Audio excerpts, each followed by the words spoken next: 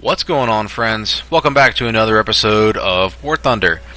It's been, I don't even know how long now since I've made a video, and I've been busy. Work, fatherhood, and, life in general, pretty much. I've been striving also to bring better quality videos to YouTube, but have been unsuccessful. I've tried I tried to do an episode of War Thunder history lesson on the Panzer IV, and I tried to do just a Let's Play War Thunder episode, but just been playing around with different picture qualities and capture techniques and stuff, and have been unsuccessful. So we're just going to go back to the tried and true method.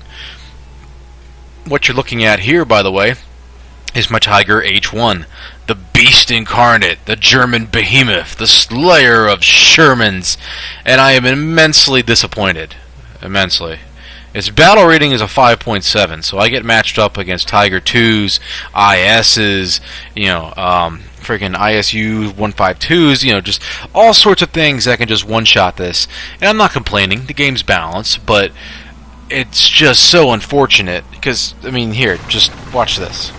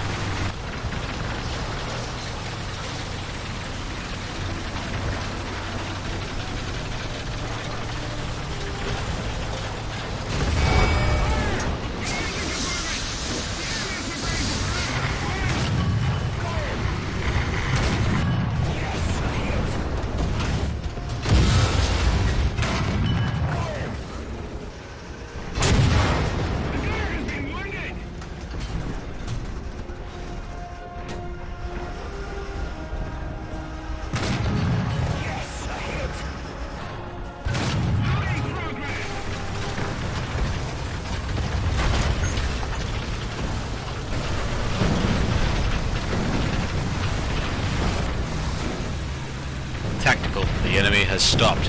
Disengage, cloak, and fire on my command. Wait for it. Wait for it. Now! Just love it. When a tank just appears out of thin air with its 76mm cannon and just one-shots you. So as you can see, my life expectancy is about 60 seconds, and that's only because that's how long it takes me to drive up to the actual combat. So my fun factor in this thing is rated pretty low, despite that during the war troops like to compliment this thing because of its armor and its steering and its transmission, even despite the fact that it broke down pretty much as soon as it fell off the train. But nevertheless, German tankers were very pleased with this machine, and for good reason. This thing, once it was deployed on the Leningrad front, and Russia was just carving through Russian tanks left and right until Russia could technologically advance itself to compete with this type of machine. However, this machine's main enemy was itself. As I mentioned, it broke down a lot. This thing could only get about an hour and a half worth of combat time out of it, or 2.5 hours, or something like that. And it consumed a liter of fuel per mile this thing drove. So this machine pretty much was a rolling bunker in every sense of the word. So yeah, as we stare at the Tiger's ass here, what the hell's up with the rear views here? That's weird. Let's go ahead, get into the meat and potatoes of this week's episode of Let's Play War Thunder. So most of the videos we're going to be looking at today uses the War Thunder replay system, which, well, it leaves a lot to be desired. It was working, I thought it was working pretty good, just like up until patch 1.47, I think that's what it is. And most of the footage that I was trying to edit together was from the previous patch, so once I started to get to recording some of the replay footage, lo and behold, I couldn't, because, hey, it's patch day. So anyways, what we're in right now is the Japanese D3A1 dive bomber. It used a lot of German technology developed by Henkel. They made, all in all, about 470 of these things, and it was a very successful Japanese dive bomber, as you're about to see as I swoop down in on these unsuspecting tanks here. All in all, they made about 470 of these things. It was a carrier-based dive bomber. It was all metal, and like I said, it was pretty much the king of dive bombers up until America started developing the Dauntless and the Helldiver. And take a look at the graphic glitch there on its right side wheel. What the fuck's up with that? But here I am strafing some ground targets here. For a good while, it formed pretty much the bulk of Japan's main fighting force until more superior aircraft came along. And my overall impressions with it is I liked it. Like most Japanese aircraft, however, its main armament isn't really strong enough for me. It just has dual machine guns in the front and then the hand-operated tail gunner there. And all of my crews and my planes right now are just pitiful, not trained up at all. But I'm seeing some tracer fire coming up towards me here, checking around. Yep, there's a guy on my 6 here. And trying to put it to a climb, but this thing just can't climb high enough. Trying to shake him in a dive, and what? That's weird. My plane fell apart. Switching over now to the A5M4. Again, it's another carrier-based aircraft, all metal, and it was the world's first carrier-based monoplane, meaning single wing. And look at all the combat going on down there. There's I got like, what is that? 1, 2, 5 friendlies swarming over two enemies down there. I'm looking for revenge here. That crash and that dive bomber was bullshit. But this plane was used a lot in China from 1937 all the way up to 1941, and then it was used primarily as a training aircraft throughout World War II. Here I am swooping in on this guy, hits the dirt, and I get caught in the explosion there. I'm suffering from some right wing control. I can't control my plane, but never mind that. There's more enemies to kill. Looks like my engine's overheating, scoring a lot of hits on that biplane, been narrowly missing a tree. And he's going down. The guy can't control his plane any longer. I need to find my airfield. It's just over the rise there. But I want to make sure I get this kill. I'll swoop back around if I have to. Nope, nope. So now we got to perform ourselves an emergency landing here, trying to salvage this plane. But yeah, they used these for training throughout most of World War II, and then once shit really started to go south throughout 1945, they started using these as kamikazes, or they started using those as kamikaze planes. So I'm bringing it in on the dirt here. I'm going to fire these machine guns, try to slow my momentum, and we're down. Excellent. We lost the battle nonetheless, but I consider this a moral victory. Up next, the Bristol Blenheim, the plane that never should have been. It was originally a civilian transport before they modified it to become a light bomber through early World War II. And, well, it left a lot to be desired from it. But, I mean, I don't want to cut it down too much here. It left a lot to be desired because, well, by 1939, this thing could not perform with the German fighters it was going up against. It was far, far too slow and was not defended enough. Despite having state-of-the-art electronic turrets and being all metal, it was in fact the first all-metal British bomber with retractable landing gear. And the fact that it only carried a light load of bombs made it all in all a very unsuccessful bomber. And here we are using War Thunder replay mode as I don't know if you caught that little glitch there in the replay, but bringing this thing in for a landing, I've bombed every single ground target I could possibly bomb, and the match is pretty much over. So I'm going to bring this baby in, see if I can capture myself an airfield, taking a hell of a lot of fire on the way in here. My tail gunner going to work on that biplane as it swoops over, touching down. Whoa, that should have been a ram. I don't know what happened there. Electronic turret going to work, top turret gunner going to work. Good lord, just enemy fighters coming in everywhere trying to take me out. This thing is taking a beating here on the runway as I capture C. It didn't look like I got points for capturing C though, but whatever. I'm already down here. It might as well be a rolling bunker.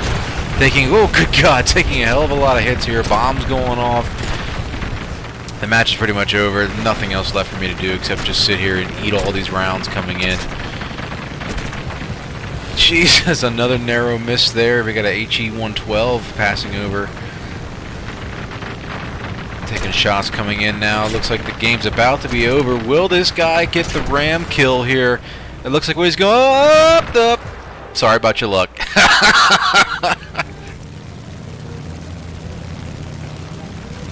Anyways, I have been having a lot of fun flying airplanes in War Thunder since my experience in tanks has been kind of shitty recently. What you're looking at here is the HE-112. Not familiar with it? Well, that's because no one really is. The Bf-109 was chosen to be Germany's top fighter for World War II. This thing was used to help the Japanese develop their airplane program. And this replay in particular is a good way to point out just how horrible my accuracy is in War Thunder air battles. I need a lot of practice. This thing's not very maneuverable. Most German aircraft aren't. You really have to use boom and zoom tactics. So I was slotting in on that airplane down there, which subsequently burst into flames and crashed. And here you're about to see a good example as to how horrible of a shot I am in War Thunder. I need a better mouse or more skill, one or the other, or both. And I'm just completely missing. That's air I'm shooting at. That's not it's not an enemy. That biplane is so lucky he had me on his tail.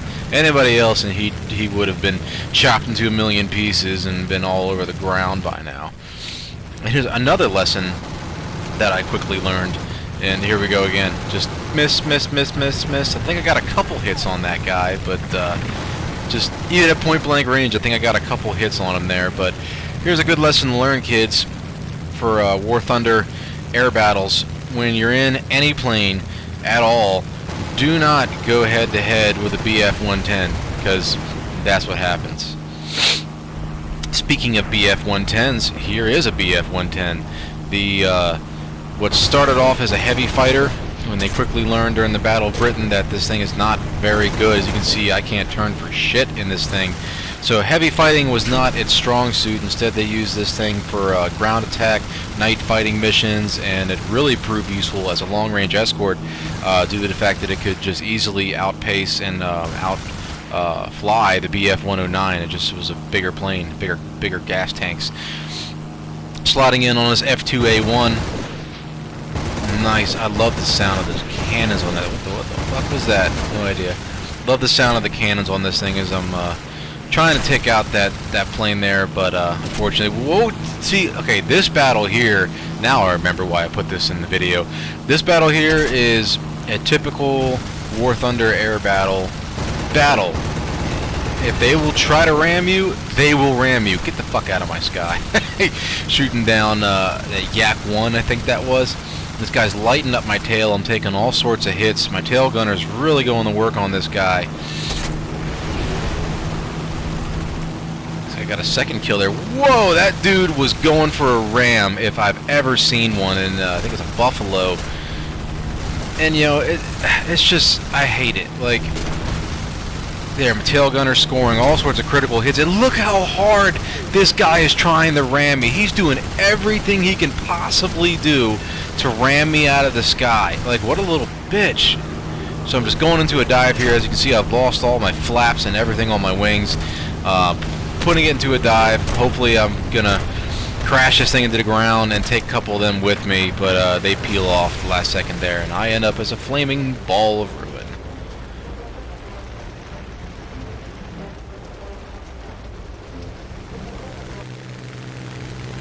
Speaking of flaming balls of ruin, that is exactly how this replay is going to end. I'm not even going to lie to you guys.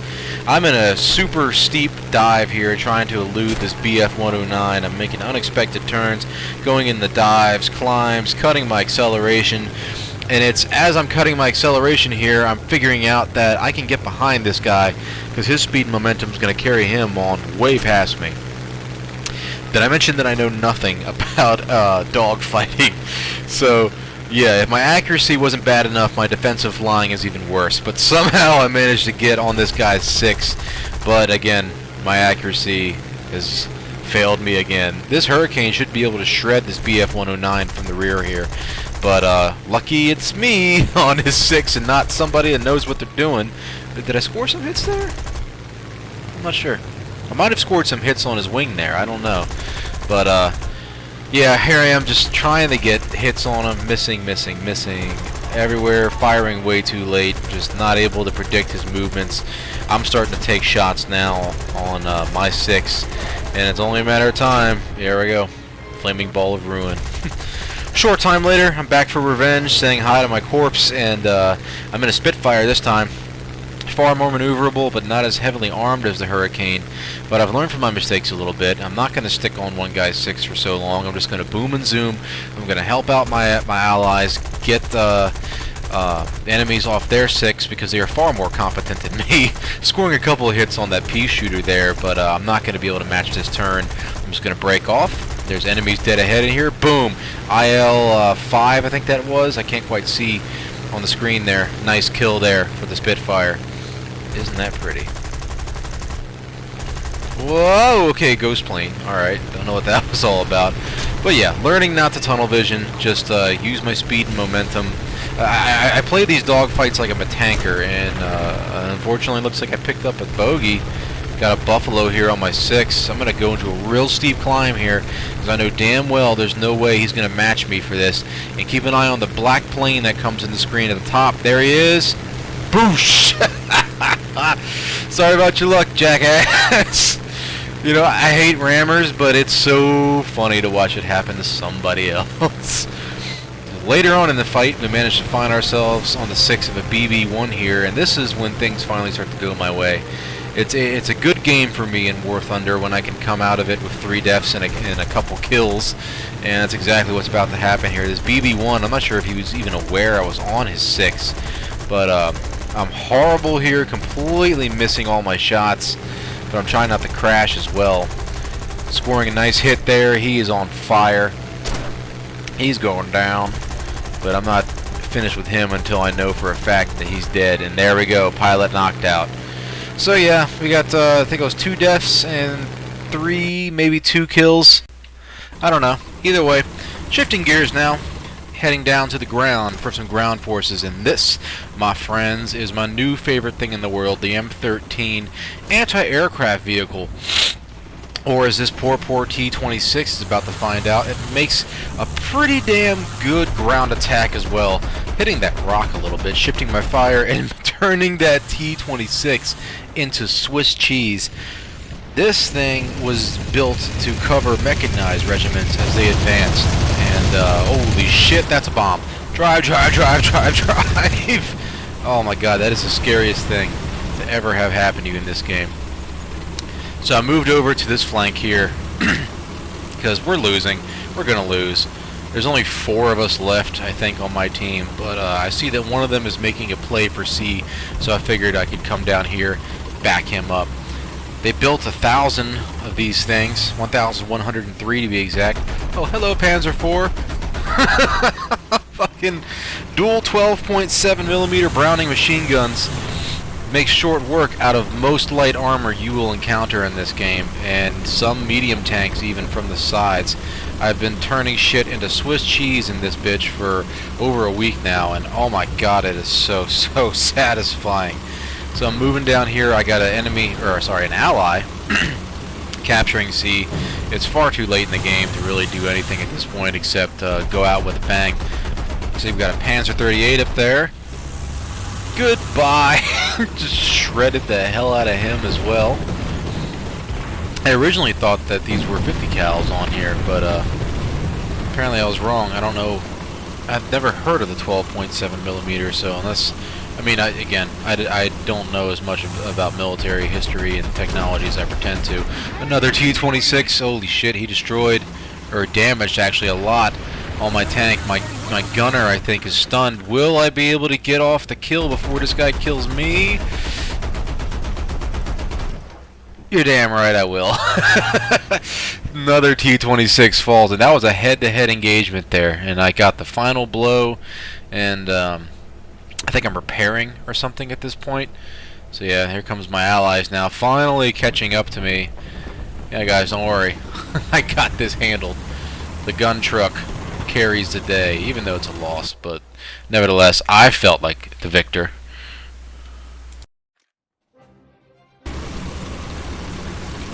So I recently also discovered a few things about War Thunder. I was having a hell of a lot of problems with the matchmaker, and by that I mean I was getting put up against vehicles that I had absolutely no way of damaging, or I was getting put up against vehicles that I was just raffle stomping. It was one or the other. And I did a little research online, figured out how the battle rating worked, and realized that it's not a good idea to put up a bunch of tanks and planes from multiple tiers and multiple battle ratings all in a line. It's not World of Tanks, it's War Thunder. So it's a little complicated, and it took me a little getting used to, but I managed to get it sorted out, and now 9 times out of 10 most of my matchmaking is fair, even though my Tiger gets one-shotted. So here we are converging on A, and we got a nice little M4 surprise butt sex shooting the shit out of the rear of that tank with my dual machine guns there. A short while later, come across a Panzer IV. Same story, although this time I may have bit off a little bit more than I can chew. This ain't your ordinary Panzer IV. I don't think that's a Panzer IV-C. That must be a D or something else. I'm in some real trouble here, trying to get some shots to his cupola, and oh, thank Christ for air support. Have I mentioned hovercam is a little twitchy? No idea where I am. Back to the action. We've engaged the side of a Stug, and dual machine guns are pretty nice. Here I am now waiting for the reload. They're pretty nice. They can get through most armor and some medium tank armor through the sides, but with that Stug, that's a little bit too thick of a nut to crack. BT7 though, no problem. But going back to work on the Stug, unfortunately I'm not able to really do much at all to that thing. Time to reposition, get out of this area, and find new targets. And hovercam's still fucking lost. But after a short while, I managed to get it to work, and it's pretty cool. I like it. I like having this top-down view, but unfortunately, this is as far in as I can zoom. I'm taking some hits there from that fighter as it passes overhead, using my buddy there in the Panzer IV as cover. It's just me and him. I think there might be 1 or 2 other tanks left on our team, and I don't know how many enemies are left, but this is pretty much our last hurrah. Oh, wow. That was cinematic. I already died twice, and this is my last vehicle to play in. I'm not trying to take that Panzer IV on head-to-head. I need to get out of here. I also like how in hovercam's still crazy. In 1.47, if you saw it during the hovercam there, the ground was all chewed up from the treads. That was really cool. But I thought about sitting here and duking it out with that Panzer IV. Decided just run and gun, shoot him and get out of there, swing around behind him, and what the hell? He's gone. Panzer IV disappeared. Nevertheless, I'm not going to stick around trying to figure out where he went. I'm going to get out of here, and I'm waiting for that kill shot any second to come screaming into my asshole. Oh, that could do the trick. More bombs. Oh, God. That is so damn terrifying to see those things land behind you or in front of you or on top of you. So now I'm just carrying on with my forward momentum. I got a T-28 there. I don't know if I can take on a T-28. Let's find out. I remember I was doing damage. I'm pretty sure his machine gunner was killed, his commander was wounded. I'm trying to make a break for it here, trying to lead the target, swing around and get her beside him, and oh, who put that river there? I don't remember there being a river there before. God damn it, Gaijin. Well, we're hitting the 30-minute mark here shortly, so I think that'll wrap it up for this episode of Let's Play War Thunder. Thanks, guys, for watching. Hit the like button down below if you liked the video. Comment if you have a comment or a question or anything like that for me. And as always, if you know someone that you think would enjoy my content, please share, pass along, help the channel grow. I'll see you guys in the next video. Take care.